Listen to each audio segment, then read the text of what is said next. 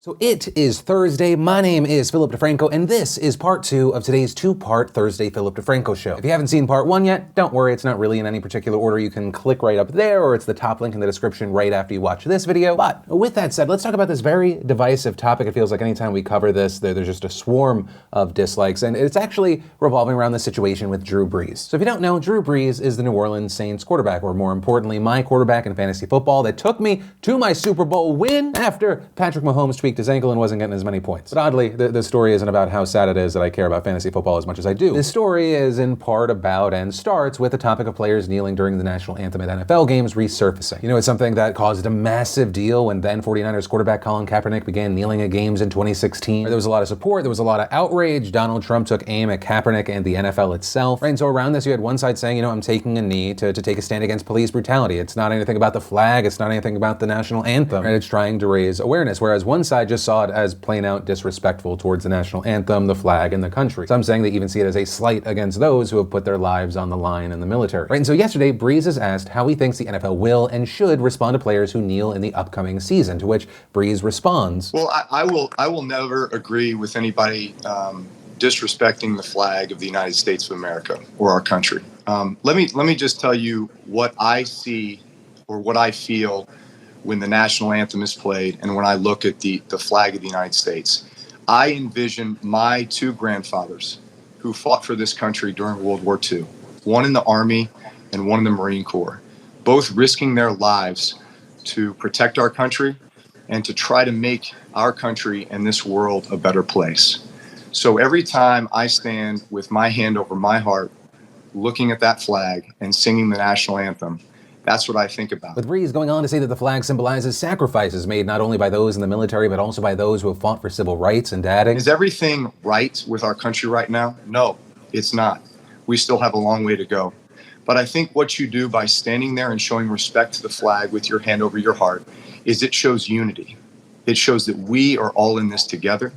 We can all do better, and that we are all part of the solution." And that just went viral. Right, so this clip just blows up. There's a massive reaction. I mean, just the original video alone has more than 11 million views. You had some like Tommy Lahren congratulating Brees for taking a stand with the flag. Meanwhile, you had others saying that he was tone deaf, that they were disappointed. I mean, some of this even coming from a teammate. Our communities are under siege, and we need help. And what you're telling us is, don't ask for help that way. Ask for a different way. I can't listen to it when you ask that way.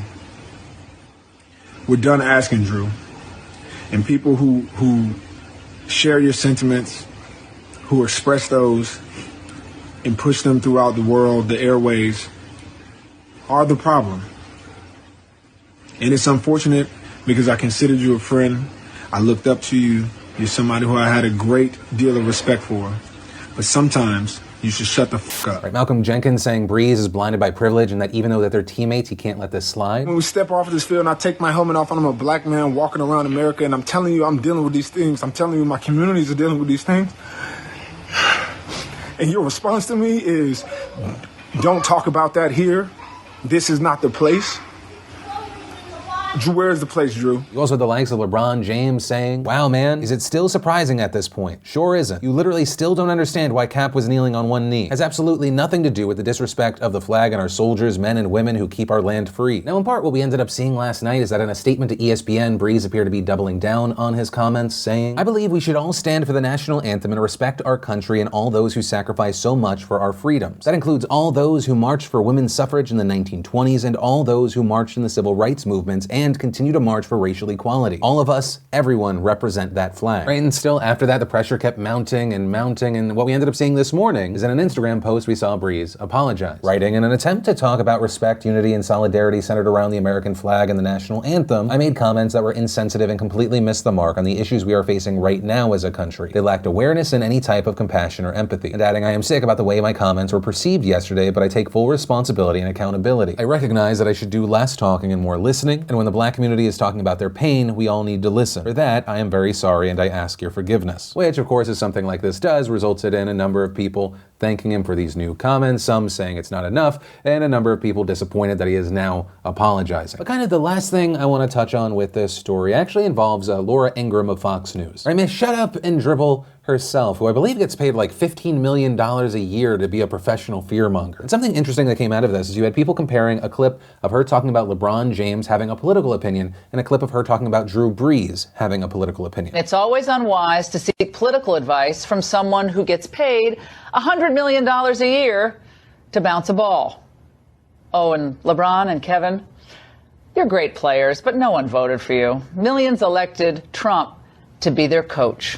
So keep the political commentary to yourself, or as someone once said, shut up and dribble. Well, he's allowed to have his view about what kneeling and the flag means to him. I mean, he's a person. He has some worth, I would imagine. I mean, this is beyond football, though. This is totalitarian conduct. This is Stalinist. And by the way, on the streets of New Orleans, we're looking at live pictures. They're shouting, F Drew Brees. Wow. That's amazing. That's what this moment has done to the beautiful team spirit of the New Orleans Saints.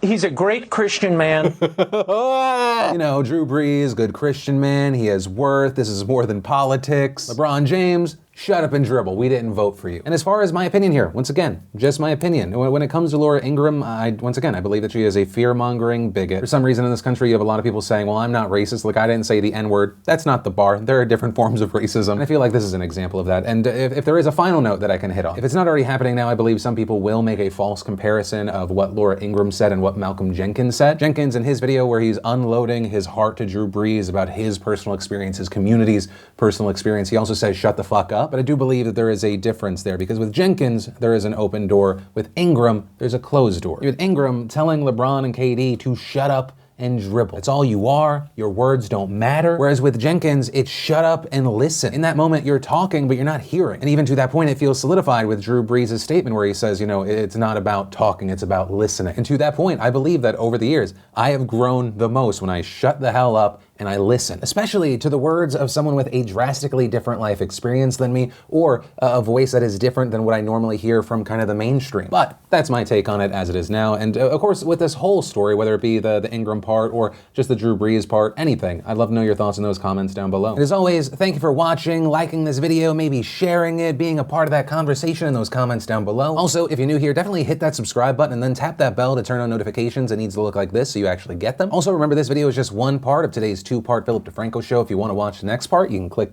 there, or in the description down below. But with that said, of course, as always, my name's Philip DeFranco. You've just been filled in. I love yo faces, and I'll see you next time.